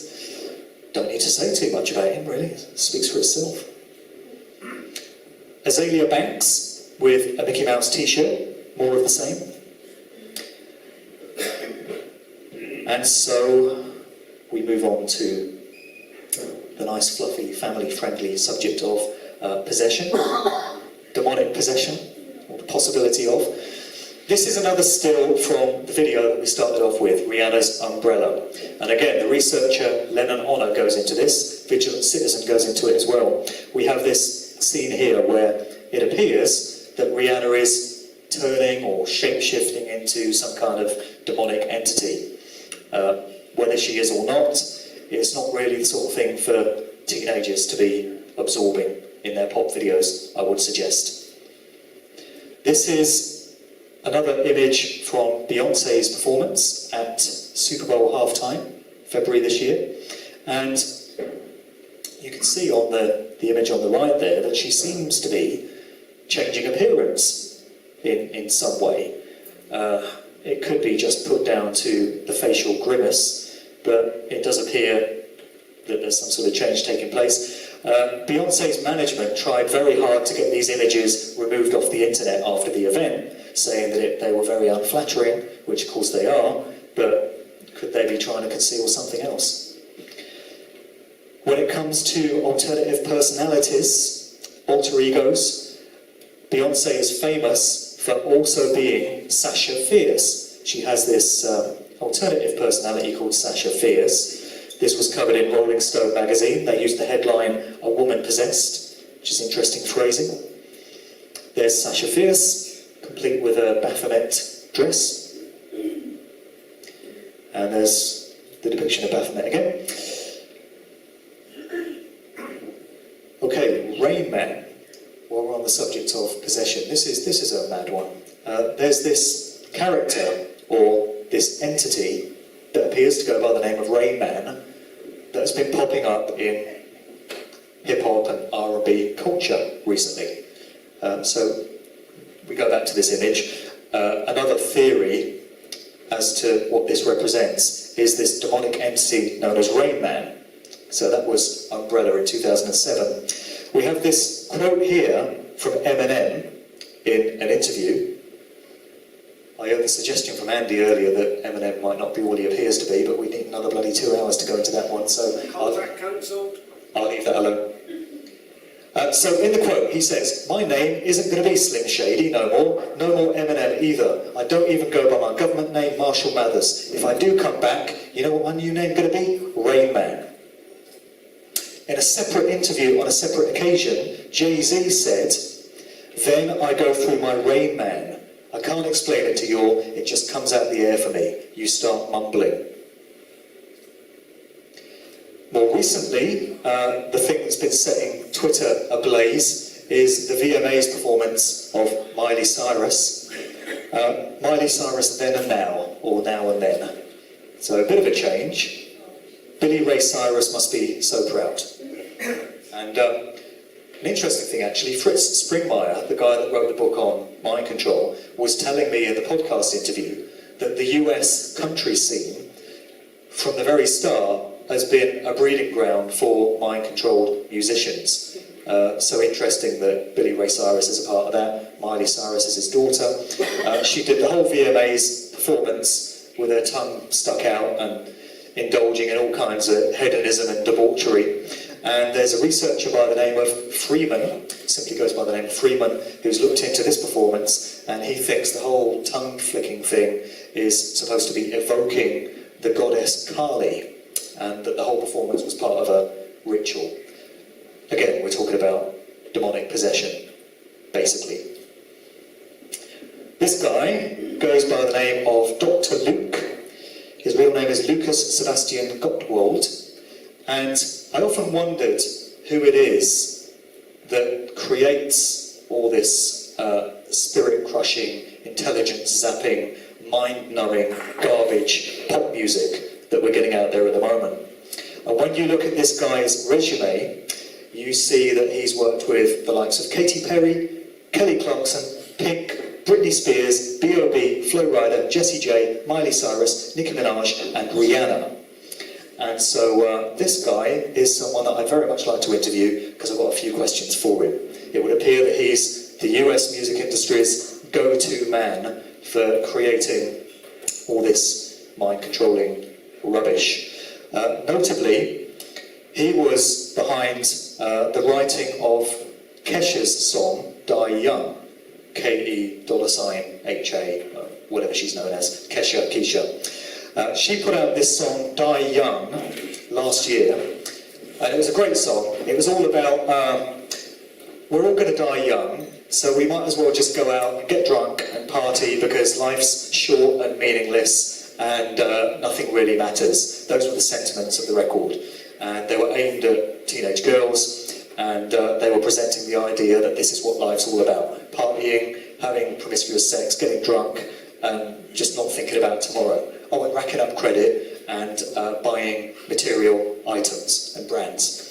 So Dr. Luke there co-wrote that record. Then, of course, we had the shooting at Sandy Hook, which occurred shortly after Die Young was released. And then the record company, in an act of feigned morality, decided to withdraw the track and say, oh no, this is in bad taste now, we can't have a record out there called Die Young when all these kids have just died. So they can get moral when it suits them, but of course it's all a charade. And Kesha, in interviews, claims that Dr. Luke and the other powers that be forced her to put out the song Die Young. She said she never really wanted to record it, she didn't really like the sentiments of it, but she was told to put it out there. She said this after the Sandy Hook incident. And she then allegedly wrote this record, Dancing with the Devil, aimed at the industry and her controllers. And the lyrics include, I keep on dancing with the devil, I sold my soul, it's a dead-end road. Justin Timberlake, yeah, we're into transhumanism. As I say, there's lots of stuff to whiz through here, but it all ties in, it's all part of the big picture. The elites, the powers that be, have long wanted a transhumanist society, the merging of humanity with technology.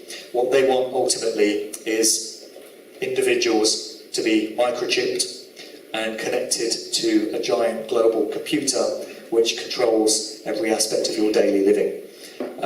And what we're seeing in popular culture is a gradual normalisation of this idea that technology is great and technology is to be revered and technology is the future, and wouldn't it be great if we could all improve our performance as human beings with the assistance of technology.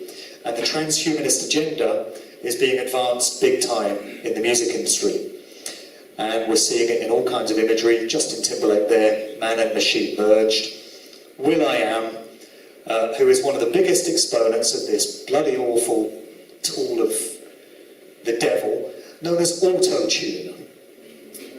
So, auto-tune is this vocal program that singers use, and it's supposed to help them to hit the right notes when they're recording a song. But of course the downside of it is it makes them sound like a bloody robot. And it first emerged in so-called hip-hop and R&B probably about 5 or 6 years ago. And it sounds goddamn awful. You're never going to meet anyone that says they likes it. All the DJs hated it. And yet, here we are in 2014 nearly, and it's still being used. How could this be? My view is that auto-tune, which makes vocalists sound like robots and sound completely artificial and mechanical, is all part of the normalisation of the transhumanist agenda. They've got their agents, they've got their puppets, and will.i.am is one of the main ones. And interestingly, we're hearing stories now of vocalists on the X Factor, when they're auditioning, trying to make themselves sound like they're using auto-tune, because they think, well, that's the way records need to sound. So if I'm going to have a hit record, I've got to sound like a robot. So they're deliberately altering their vocals to sound like they're using auto-tune. Well, on the subject of auto-tune, this guy, complete clown, complete joker, he goes by the name of Future. Check out his track, what is it called? Richie probably knows. Karate Chop. Yeah, Future Karate Chop. He sounds like Stephen Hawking's voice box with the batteries running out. Absolutely ridiculous. How this stuff makes it through, I have no idea. There's Little Wayne, On a Good Day. This is from My Home Is Still, which we referenced earlier. And in it, there's a line that goes, "These hoes love me like Satan, man." And when he says that, you get this image flashing up for a split second. Why would that be in a pop record? Why do these hoes love him like Satan, man? I don't understand. Sound frequencies and harmonics. We are whizzing through the subjects here, but they all fit together. A lot of producers, music producers that you speak to, will tell you all about the frequencies at which music is recorded and how that can have an effect. And for many years, the standard tuning frequency for musical instruments and recorded music was 432 hertz. And this was changed during the Second World War by Joseph Goebbels, the Nazi propaganda minister, who decided that the new standard frequency to which instruments would be tuned would be 440 hertz. And there was apparently an attempt a few years earlier by the Rockefeller Foundation, those lovely people again, to introduce it then. But it eventually came in the 1940s, and it's been the standard frequency to which instruments are tuned and recorded music is made to this day. And people that study harmonics and sound frequencies will tell you that 440 is a very discordant, dissonant frequency that doesn't vibe well with humans, and it creates a mind state which is very unsettled and not at all positive. So why would it be that a frequency was chosen which invokes that kind of mind state in people when they hear music? And there's this Japanese researcher, Japanese scientist by the name of Masaru Emoto, who has done a lot of studies into the effect that sound frequencies have on water. And what he does is he exposes water to particular sounds, and in some cases words. They don't even have to be spoken sounds, they can be written words, because the words still carry the energy of the will and the intent that the word was intended to have, whether it's spoken or written. And he then freezes the water crystals and studies the patterns that are created as a result. And he's written books on this. It's been his whole life's work for the last 20 years or so. And here are some examples of how water crystals look when they're exposed to certain words. At the top, the positive ones: compassion, thank you, wisdom, beautiful harmonic patterns and designs. Apparently, these are the words and phrases that these crystals were exposed to. Heavy metal music, I will kill you, you fool, and something I can't read there, but horrible, nasty, discordant patterns. So I can only imagine what happens to water if it's exposed to a Nicki Minaj record. It probably turns green and starts bubbling. It'd be horrible. There's another researcher by the name of Len Horowitz, and he has put forward the idea, and he's not alone, that the universal love frequency prevalent in the universe is 528 hertz. There's a website called Love 528 which breaks down the power of this frequency. And we're told that this is the love frequency that we could do well to tune into rather than the ones that are being used. But of course we're not. This is the 27th club, and okay, that's come out of order, but never mind. Just harking back a minute to, you remember Admiral George Stephen Morrison, who's Jim Morrison's father. Jim Morrison, of course, rock legend has it, was part of the 27 Club. And the 27 Club is a group of musicians who, through the years, just happen to have died in various circumstances at the age of 27. And this brings in the common suggestion when it comes to the music industry that the corporations running the music game from time to time decide to sacrifice their own artists.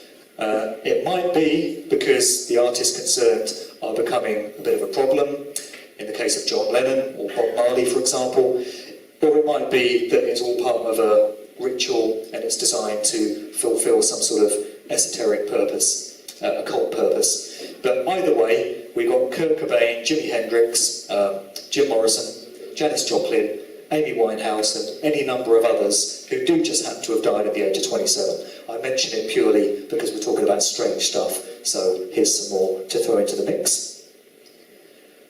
And on the idea of sacrifices, there was some very strange stuff. I didn't wake up to what was going on in the hip-hop game until about 2008. But I do remember in 96, 97, noting that there was some very unusual elements surrounding the deaths of Tupac Shakur, and Notorious B.I.G., Biggie Smalls. Because in both cases, before these artists were murdered, Tupac in September 96 and Biggie in March 97, there were record sleeve images that seemed to foretell what was going to happen.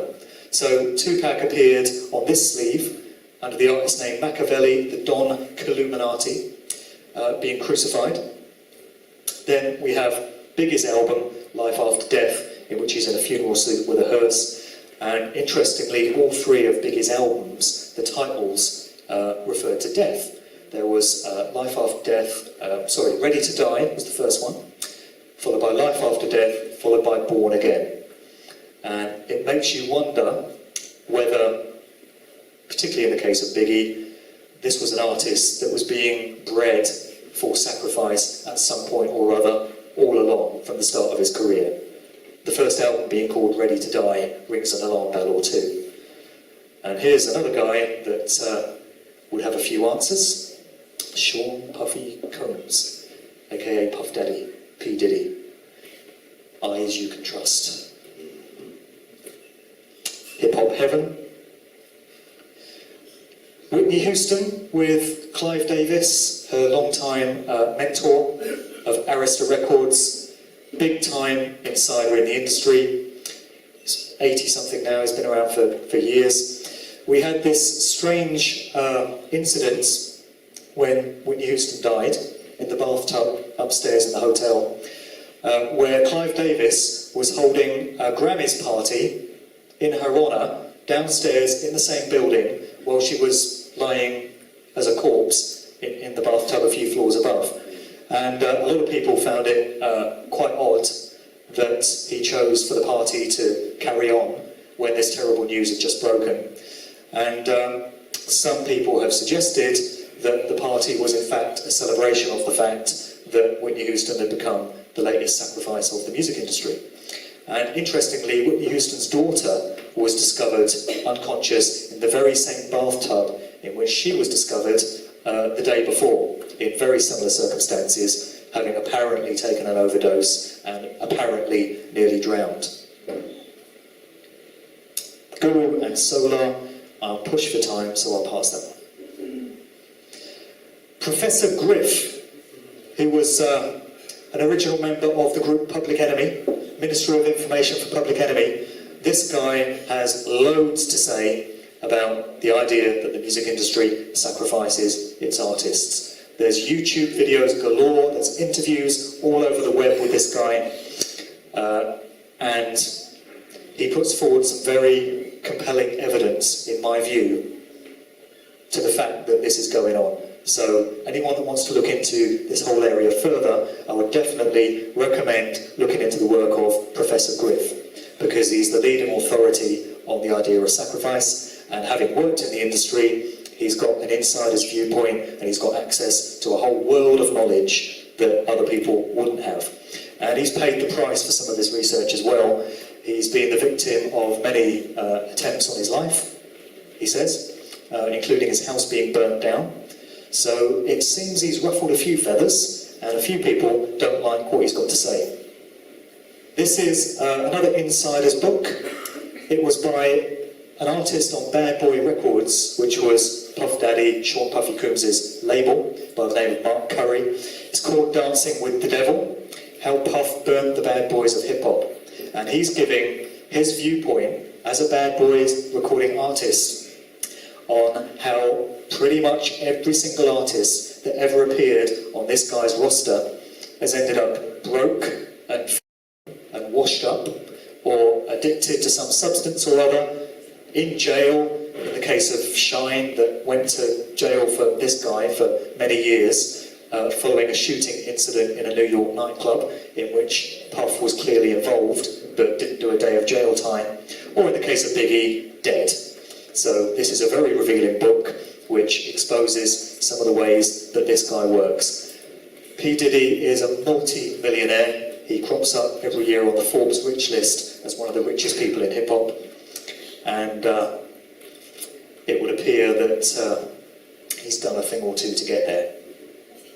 There's also another suggestion that Professor Griff puts forward, is that within the music industry there's an induction process very similar to the one that's used at the Skull and Bones Secret Society at Harvard University, that Bush and Kerry and all of them have been involved with. And it involves lying naked in a coffin, surrounded by your peers, recounting your sexual history and masturbating as you lie there in the coffin.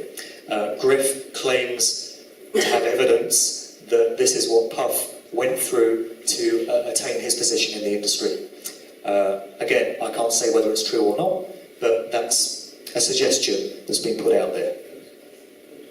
Lisa Left Eye Lopez of the group TLC, who died in a car crash in Honduras in 2002, doing the old eye thing again there.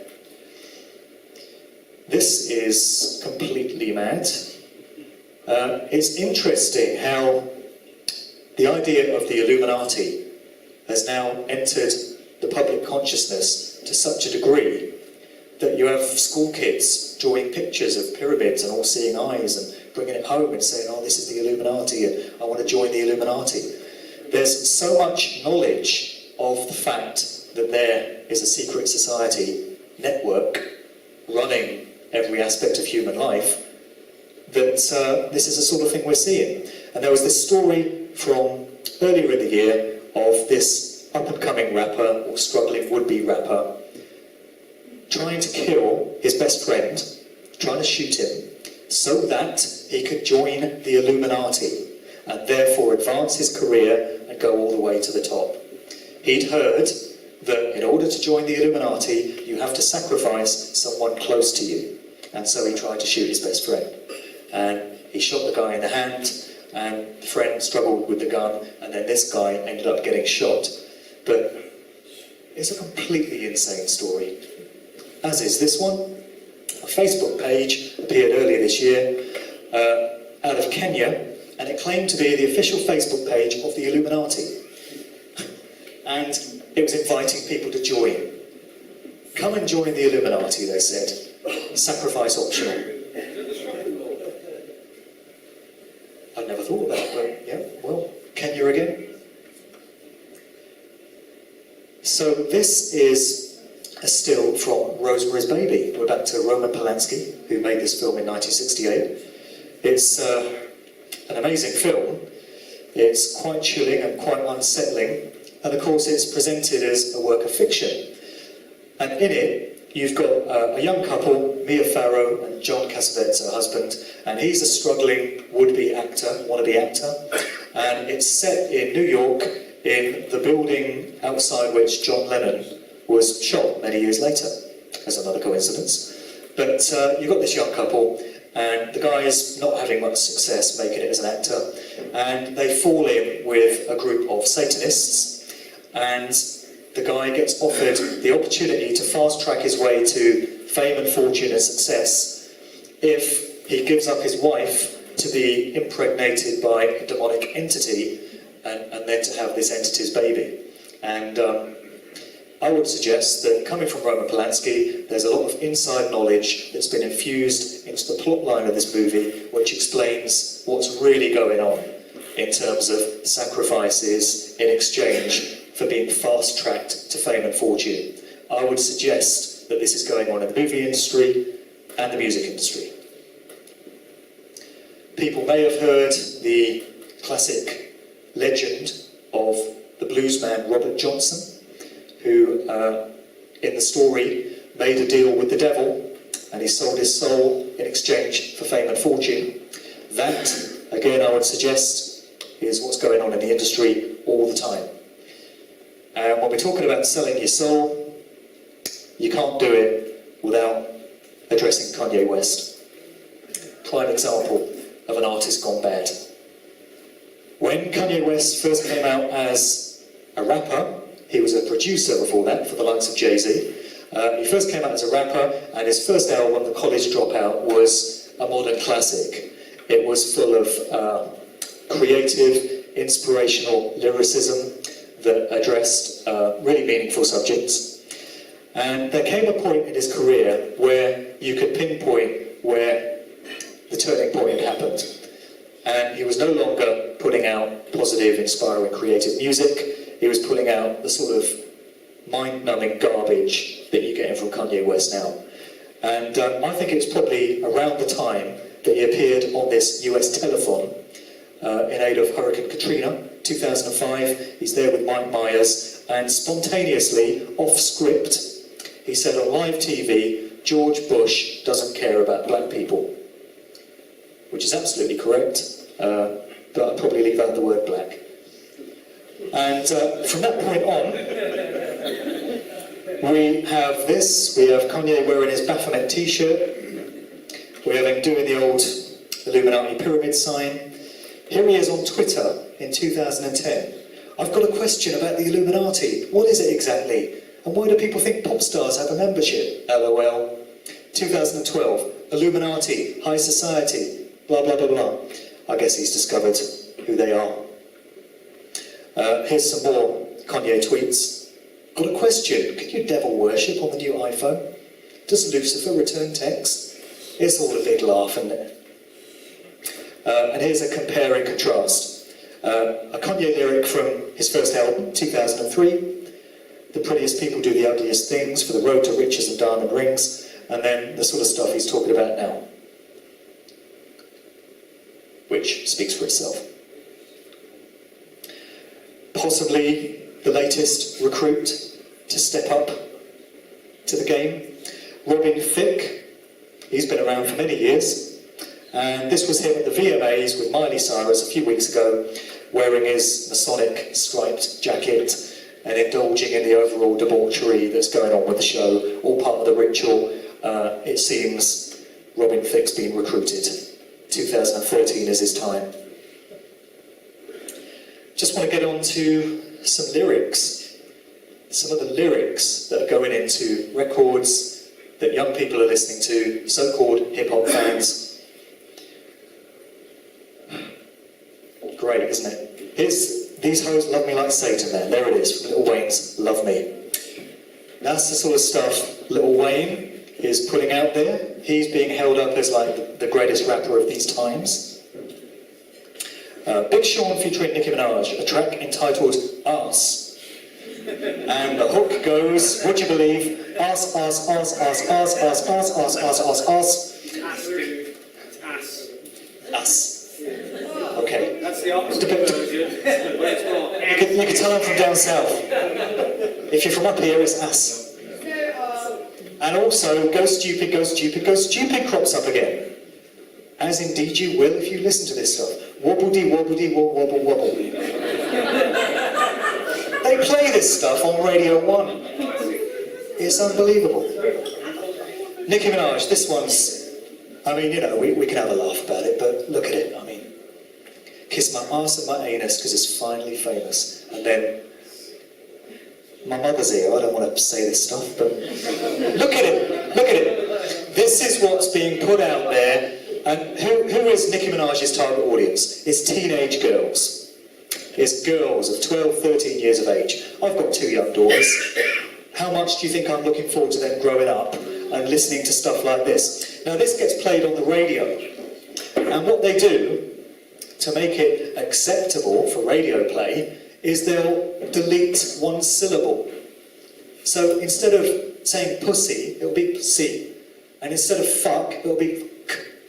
And by deleting the middle syllable of k, it's deemed acceptable for radio play. You'll be hearing it on Radio 1, 1 Extra, Kiss FM. That's what we've come to. And I know I'm sounding a bit like a fire and brimstone preacher here, but come on now, you know, basic human morality it doesn't allow you to think that this sort of stuff is okay. If you hate it, you just need some pussy. Yeah, okay. Well, that's Birdman $1 Million Pussy. That's the title of the record. This, we're told, is where hip-hop is at. Jesus, what happened? Miley Cyrus, another heroine of teenage girls everywhere, she admitted that in her song We Can't Stop, she's singing about ecstasy. And we've got this whole trend now in music coming out of the US where they refer to Molly. And Molly is a new slang name for MDMA, i.e. ecstasy. We're very familiar with that in the UK, but they seem to have just discovered MDMA in the States. And so you've got all these references to Molly. We have Rihanna in a video, again a split-second freeze frame. It actually says Princess of the Illuminati, putting it out there in plain view. Little Wayne on a good day again. Dr. Dre has made a fortune out of his Beats by Dre headphones. Here's an ad campaign for it, in which, inexplicably, we get 3 6s popping up. How nice. And in that one as well. What reason could there be for this? And Dre is always top of the Forbes rich list in hip-hop as well.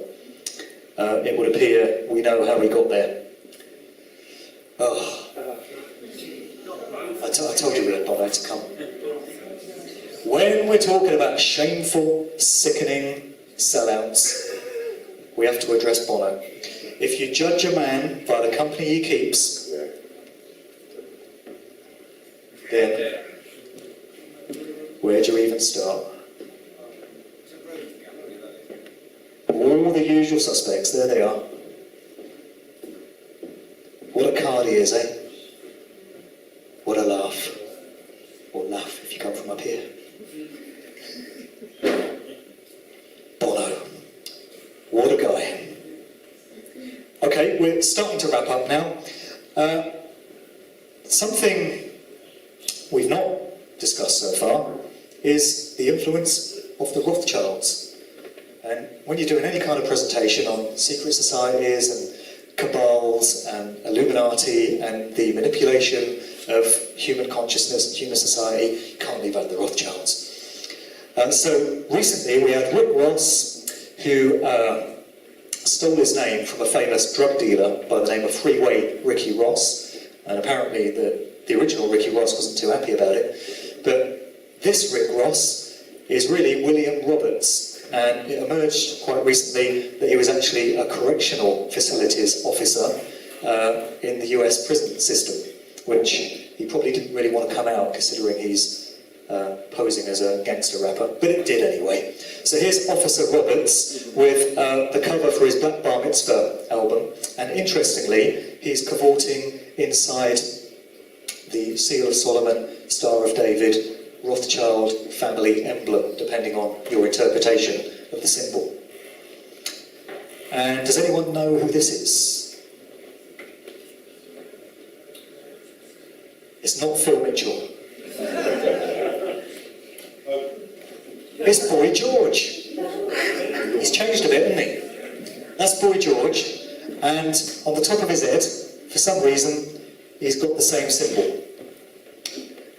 Could he be symbolising who owns him? The Rothschilds? Who knows? Quick reference to this. This is a letter which emerged last year, and it made all the hip-hop press at the time, and a lot of people claimed it was a hoax. There's never really any way of knowing whether it's a hoax. Of course, there's always going to be people that claim that things are, but it was from a music industry insider, allegedly, who in the early 90s was part of one of the big corporations, and he got called to a meeting along with the heads of all the other big music corporations of the time. This was in 1991 in Los Angeles, and he says that they wheeled in this guy that nobody had ever seen before, and he introduced himself as a representative of the US private prison industry. And he explained to all these heads of the music corporations that they were in an absolute crucial position in being able to manipulate and mould young black males into pursuing criminal lifestyles by the glorification of certain ways of living. And the idea was that through music, which some people might call gangster rap, it's been labelled there, these corporations would encourage a whole generation of young black males to pursue a criminal lifestyle which would result in the US private prisons having a constant supply of inmates, thus making the individuals that run this system very rich and ensuring their continued survival. And this guy, he never revealed his identity, but he claims that he was absolutely outraged by it, dismayed by it, and he walked out of his job, and only 20 years after the event did he feel confident enough to tell the story. So again, people must make up their own mind as to whether this is genuine or not, but it does sound plausible. And remember this guy? This is a more recent, not the most flattering picture, this is a more recent apparent example of an insider. This guy popped up on YouTube a few weeks ago claiming to be one Robert Connors of the US Department of Defense. And he claimed that he had inside knowledge of how the music industry was being used to mind control and manipulate the public according to a much wider agenda. And he claimed that he was going to unleash devastating material which would reveal how this was being done. And at the end of this video, which you can still get on YouTube, he played what purports to be a recording of Michael Jackson shortly before he died, on the phone to a friend, claiming that he knew he was going to get killed. Similar to what Diana did back in the day with her friend. This guy claimed that a week after posting the video, he was going to unleash this devastating evidence, but he never did. It's not been forthcoming, nothing more has been heard of from this guy. He might be propping up a flyover somewhere, but I suspect that it was a hoax. And what we're seeing now is a lot of hoaxes coming from official sources to try and debunk researchers that are getting a little too close to what's really going on out there. We're seeing in all walks of the so-called conspiracy arena. There have been 9/11 hoaxes that have come out recently, and this one, I suspect, was put out there from official sources to sow confusion and sow dissent, get people arguing, and take people's eyes off where they should really be focusing on. That's my view on what this one was all about. So, the other big music genre that is favoured by generations of young people all over the world is what's these days being referred to as EDM, or electronic dance music.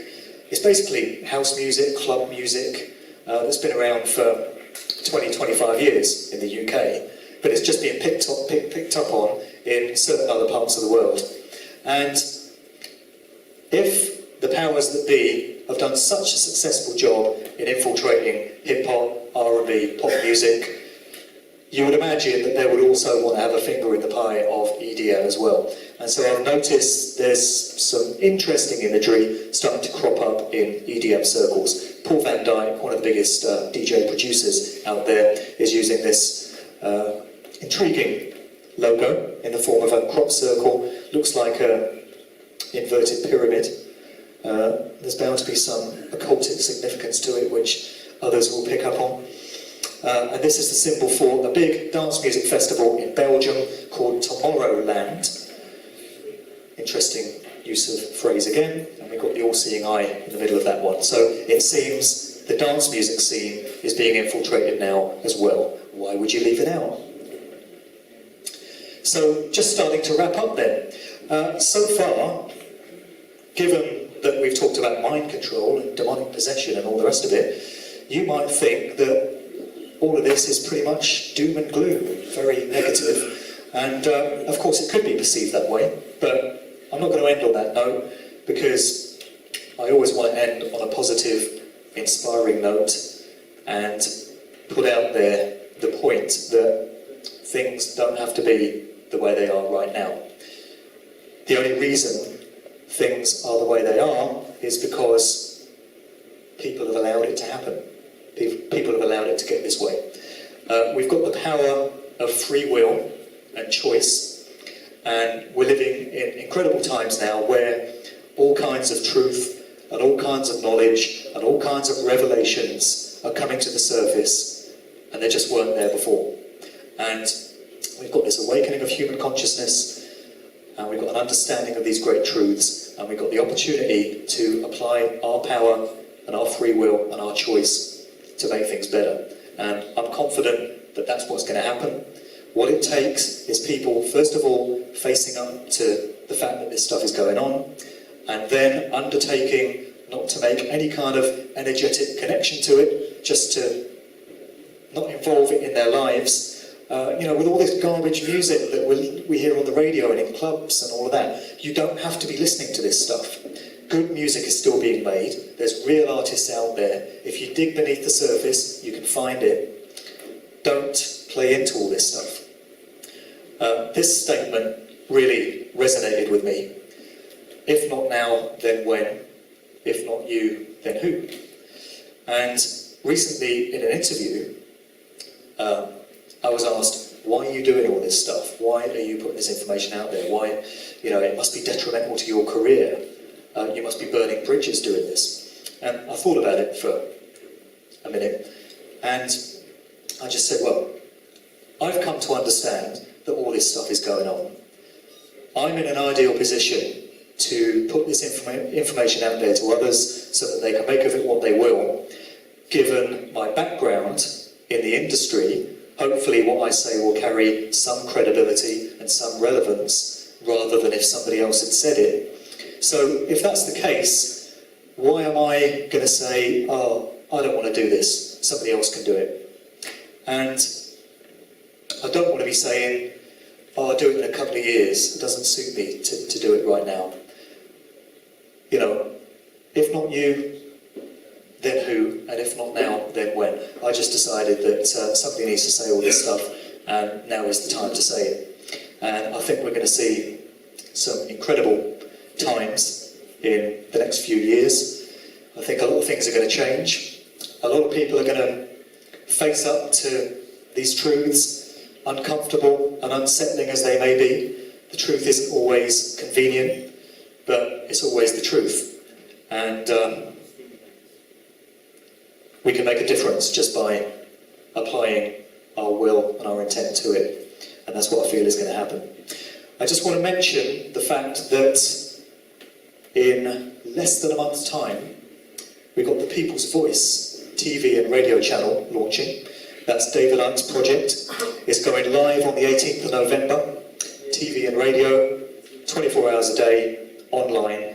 I'm going to be doing a show each week called The Sound of Freedom. It's a 2-hour conscious music showcase.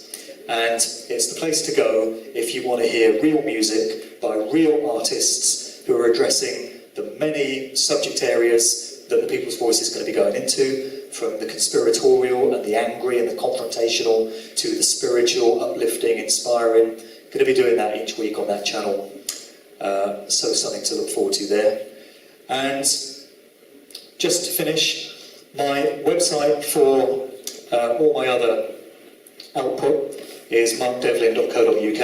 I've got an ongoing podcast series which goes under the banner of Good Vibrations, and that's where I'm interviewing a number of interesting guests about all manner of things. Fritz Springmeyer's on there, Lennon Honor's on there, I've got Ian R. Crane, I've got Andy Thomas, Max Egan, a whole bunch of interesting speakers on there. Was there anything else I wanted to mention? I don't think there was. I think that's it. Right, we can cut now, we'll wait.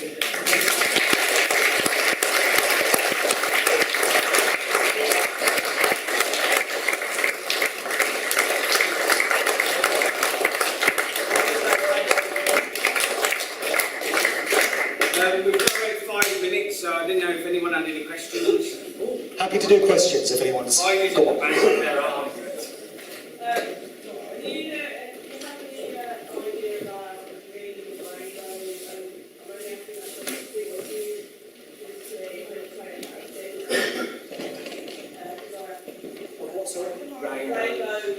There's somewhere over the rainbow imagery.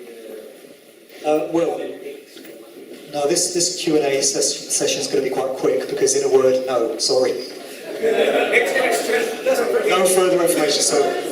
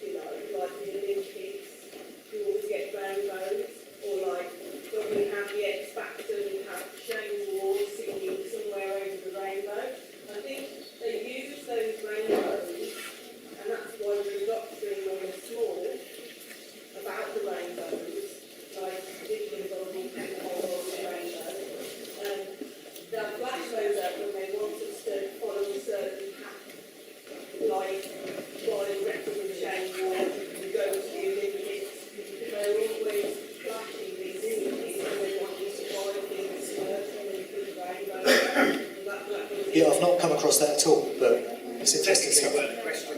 No, but something else to research there. No, you asked the question of what was in context of the rainbow. All new to me, but thanks for it. Still. Another question. You mentioned earlier about the guy who shot his friend being accepted into the Illuminati.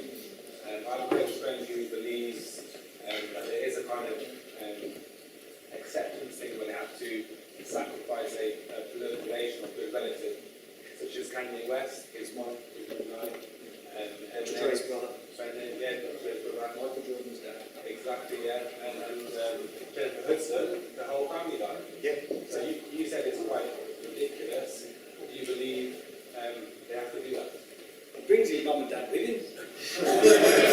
Keep an eye on them then. No, I can't prove that this goes on, but you have to go with what resonates with you and what feels right.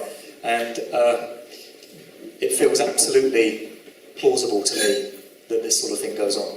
You know, there's some very suspicious circumstances surrounding Kanye's mum. Here one minute, gone the next. And he loved his mum. You know, it's well known that he adored his mum.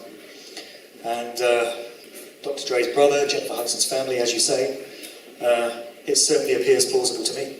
It sounds ridiculous to people when they first hear it, but, you know, I've put all the evidence out there that I can. People have to make up their own minds, but I know what I feel about it. Did you notice on one of your pictures that Alistair Crowley looks like old Professor? Actually, he does, yeah. He looks like Boy George these days as well.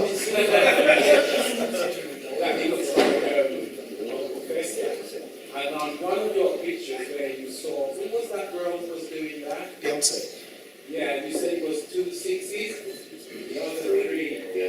Yeah, I had that pointed out to me at the break, but yeah, I see it. You got the 6 and then the 3 fingers, so 6 to the power of 3. Yeah. And also, David died ex-wife as well. Teaching on the internet. Or Pamela. Pamela, yeah. That would figure. Thank you for your talk. I've kind of been looking into this stuff for quite a while, and what I've been really interested in is the debate about psychology is whether it's sort of trying to actually influence people, mind control, things like that, and on the flip side, whether it's simply there for the sake of communication between people who are sort of putting that similarity there. And so I'm just wondering if you've got any kind of viewpoints on sort of, you know, where you can draw the distinction between the two, whether you think both are going on. Is the symbology there for a purpose to influence people? Or is it just simply there for... I've found, looking into all this stuff, and I don't just look into music industry stuff, I look into the whole arena of conspiracy, so-called, and spirituality and all the rest of it. The powers that be seem to like to do things for more than one reason. There's usually a main reason, and then some subsidiary reasons, which are kind of bonus. And my view with the symbolism is that it's enabling the public that are seeing these symbols to make an energetic connection with the symbols and the will and the intent that they're charged with, which of course is malevolent and negative, without them realising what's going on. But I also believe that there's an element of communication between those that know what's happening. It's a kind of secret coded language. And I also think there's an element of rubbing people's noses in it, rubbing researchers' noses in it, because there's going to be a small number of people that look at these symbols and they're like, I know what's going on here. This is satanic, bloody occult symbolism in a pop video. But the powers that be know that the vast majority of people won't see that. And so those few that can are just having their noses rubbed in it. It's like they're saying, yeah, what?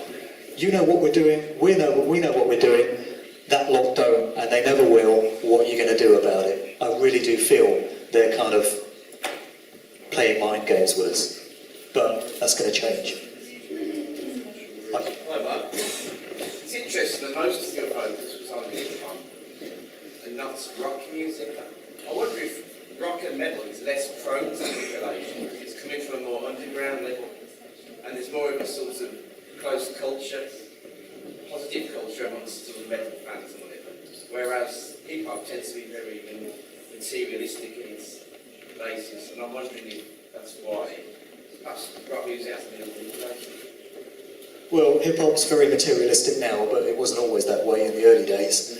And the reason I focus so much on hip-hop and R&B, so-called, is because that's the type of DJ that I've been for the last 20 years. So it's the music that I know the culture, so I can speak more on that than I can on rock. I've never really studied rock music. But I think rock music was quite clearly infiltrated in a much more major way in the 1970s and probably into the 80s. And what we've got now is just hip-hop being the fashionable music of the time. And so the emphasis has shifted from rock to hip-hop, and they're putting all their energy into that. That's what the kids are listening to. In 10 years it might be something else, it might be EDM, in which case more emphasis will get put on that, I feel. But yeah, it's there in rock music, or has been, for sure. Should we not keep... Are we done? Oh, no, there's one more question. One more. I know that's going to be What are up to from DMC? That's the last one.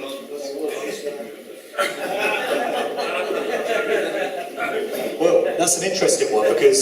That was a really crazy, didn't it? Well, one thing that I didn't mention in the sacrifice section, or at least the section of prominent artists who just happened to have died, is that Jam Master Jay, who is one of the original founding members of Run DMC, was shot, murdered in a recording studio in 2002. I think I'm right in saying the case has never been solved, or that they've never pinned it on anyone. But yeah, Jam Master Jay was taken out. So the remaining members of Run DMC are still out there, but it ain't the same as it was. Not that I've heard of, no. Anything is possible. We've got to wrap it up, so I want to just say a big thank you to Mark for coming out and bringing his mum and dad and travelling all the way.